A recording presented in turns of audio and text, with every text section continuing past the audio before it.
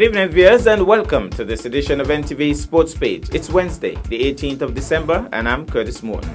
In our headlines, Basil Butcher passes at 86, and in our feature for this evening, Jason Campbell is in the spotlight.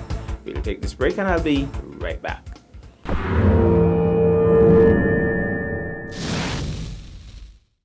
Taxes are the lifeblood of a nation. Feel good about what your tax dollars do in Nevis. As a responsible citizen, your tax dollars protect our environment. Pay your taxes on time. This message was brought to you by the Inland Revenue Department, Nevis. Be a responsible citizen.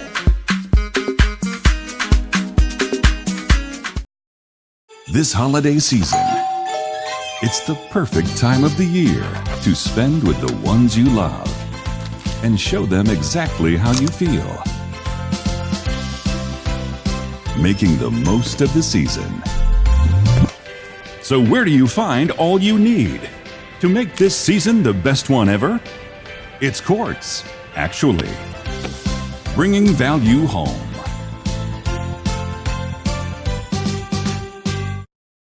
Well, I'm back and we start with some sad news in cricket. Basil Butcher, the stylish Guyana and West Indies batsman of the 1950s and 60s, died on Monday in Florida following a long illness at age 86. He played 44 test matches between 1958 and 1969, scoring 3,104 runs at an average of 43.11 and was named one of Wisden's Cricketers of the Year in 1970.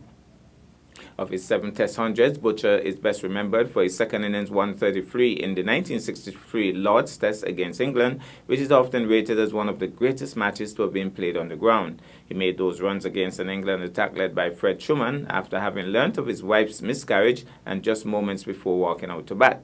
3 years later, Butcher posted his highest test score of 209 not out against England in Nottingham. It helped West Indies overhaul a first innings deficit of 90 to go on to win by 139 runs. It was in 1958-59 that Butcher understood to be the first player of the Amerindian descent to represent West Indies, first made his mark in the West Indies colours against India. He scored 486 runs at 69.42 in his debut series, but fell away for the next few seasons. He then returned to the side in 1963 for the England tour and was a regular fixture in the team after that until his retirement.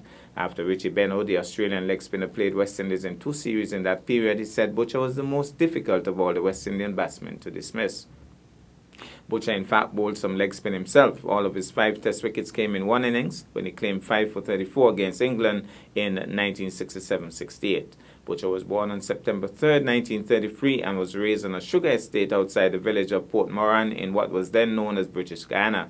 He was a neighbour of Alvin Calitran's family, and future West Indies teammates Rohan Kanai and Joe Solomon lived nearby too. To support his cricket career that began at Port Moran Sports Club, he worked as a teacher, an insurance salesman, a clerk and a welfare officer, and after his retirement he ran a bauxite company in Guyana. And in related news,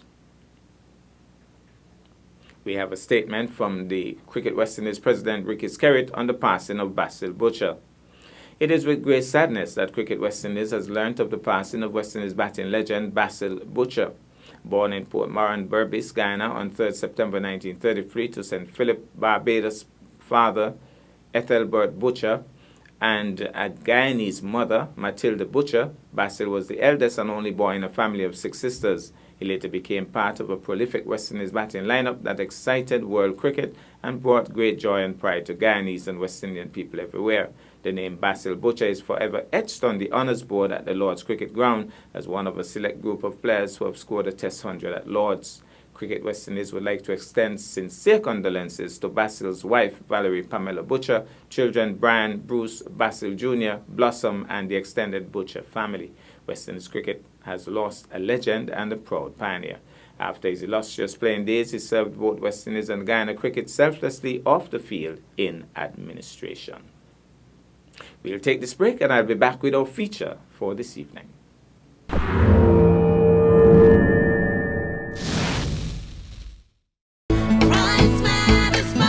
Here are your Hostel's Value Mart IGA Value Club holiday specials from December 6th through December 19th. Chicken leg quarters, $2.09 per pound. Medium to large yellow onions, $2.49 per pound. Sunny Delight, tangy and smooth, as low as $5.99. Libby's Vienna sausage, chicken and beef, $2.49 each. High C fruit drinks, $8.99. Colgate Total toothpaste, $12.99 each. Broccoli crowns are just $9.99 each. Essential everyday containers, 6 counts, $11.99. Essential everyday pastas, $3.99 each. Cola sodas and drink mixes, just $4.99. Shop smart, shop Value Mart. Sea listo y haga sus compras a Value Mart. Well, I'm back, and tonight we feature this opinion column on Jason Campbell. As I passed through Happy Hill Alley on Tuesday, 17th December, I saw a familiar figure sitting by the roadside. He seemed lost in his own thoughts, looking forlorn. I went over and greeted him, as is my custom, and inquired as to his well-being. It was Jason Campbell, the renowned Jamaican-born Nivision left-arm leg spinner, who in recent times has represented the Leewards Hurricanes with great distinction. Recently, Nivisions and Leeward Islanders all were shocked by a media release that indicated, and I quote, "An opinion report by an independent assessor at Loughborough University has found the bowling action of Leeward Islands Hurricanes left-arm spinner Jason Campbell to be illegal, and as such he has been suspended from bowling in domestic West Indies matches with immediate effect. The assessment revealed that Campbell's deliveries exceeded the 15 degrees level of tolerance permitted under playing regulations. Campbell will remain suspended until such time as his action is found to be legal, either by an opinion report from Loughborough University or by an independent analysis from an accredited testing center in accordance with the CWI regulations for dealing with suspected illegal bowling actions." Unquote. I asked Camby about the report. He indicated that he had not received any official documentation in writing. He has not even read the press release, but has been told about it by many persons.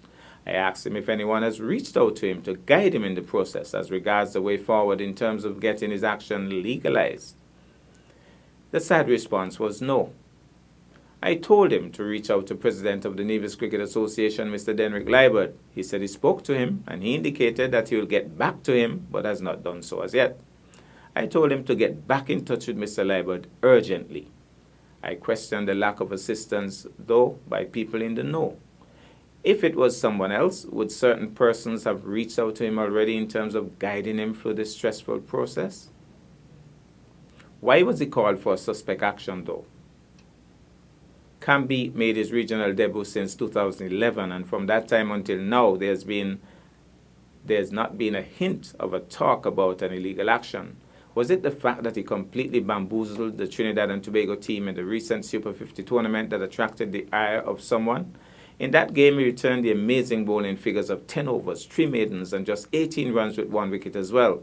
Now, based on the powerful Trinbago batting lineup, those bowling figures are astonishing. Make it worse, that effectively helped to get the local team out of the finals in front of a home crowd. I guess there must have been quite a number of upset people at the park on that day. Strangely, he was not called in that game, but in the next game, the finals, when he bowled not so well and 53 runs were struck from his bowling, he was called for an illegal action. I can't help but recollect that it was in Trinidad in 1988, when Sir Curtly Ambrose was given the Trinbago batsmen the workover, that a certain Trinidadian umpire by the name of Clyde Cumberbatch called a great fast bowler for flooring. There was also an umpire named Daryl Hare from Australia who also called the famous Moralitaran for flooring 7 times in the space of 3 overs in 1995. After leaving umpiring, he was later found guilty of embezzlement. Fun was normally made of umpire Hare, H-I-A-R, as persons said that he could hear, H-E-A-R, well, but just could not see, in reference to many of his umpiring decisions. None of the umpires in the game under review are from Trinidad, but it is significant, or is it significant, that the call was made in Trinidad? Was pressure applied from somewhere? How come only also with other bowlers called for suspect actions, there is mostly mention of the fact that they can continue to bowl until some given period, but in Camby's case it was noted with immediate effect. I'm hoping that someone in the know who is hearing me will reach out to Camby and guide him through the process. The young man wants to continue playing cricket at the highest level, but he has arrived at this bump in the road and does not know what to do and where to turn and needs some urgent guidance. who will help him with the remedial work required. How is the process completed? Where does he have to go to do the remedial work? Somebody, please reach out to Jason Campbell and help him through this phase of his life, please. And with that, I turn my attention now to the C45 match that was played between St. Kitts and Nevis. Let's look at Jason Campbell in action. It's going to be Jason Campbell from the other end, so he has switched ends and he'll be bowling. I'm not too sure the name of the batsman, but he has had a nice little partnership with Saunders so far. Here he goes, moving now. So that should be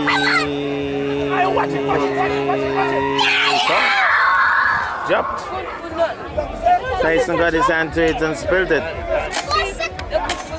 So it was a poor shot, went high in the air. Tyson had to run a long way, but just couldn't hold on to it. Jason Campbell out. In the air once more. Who is coming for this? Akito Willett this time. Drops it again. Oh my goodness. Second chance in a row. Akito Willett came across. He had to run a good distance again. Got to it. Had a second chance at it as well. And just couldn't pull it in. Campbell. Once more. This time he's a lot more sedate as he goes down and clips it down to long on. Decided not to go for the big heave on that occasion. So 2 catches going to Beggin. 2 consecutive deliveries. There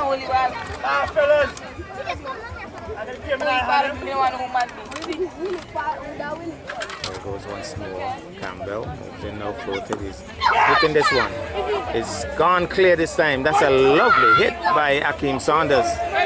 Got to the pitch nicely and stayed for the on the shot for the camera.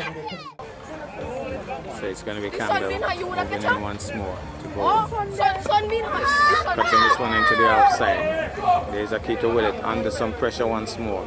They're going to go through easily for 2. So 2 more to the total. Another strong return. And you almost get the impression as if Nevis has given up the ghost. A wicket though, I think, will boost their morale big time. Those 2 catches, I think, would have taken the wind out of their sails. Here goes. Campbell bowls short and not getting any. Well, it's a no ball. He has overstepped, and that compounds the issue. It was a dot ball, but effectively a no ball and now a free hit. So he has license to just charge down the pitch and try to hit it to Redonda. Where will this one land? Fast, and he goes inside out over extra cover. That's a lovely hit. That's gone the distance, I believe. It's gone for 4. Dropped inside. Lovely shot. He charged down the pitch and hit it inside out over extra cover. And gone for 4. And a lovely shot by Saunders. Well, that action certainly doesn't look suspect to me. That's just my stated opinion. I hope that someone can sincerely reach out and help the young man. That's our package for this evening. I am Curtis Morton, reminding you that you can watch sports if you're not fit. But to play sports requires fitness, diligence, and sacrifice. Have a good night.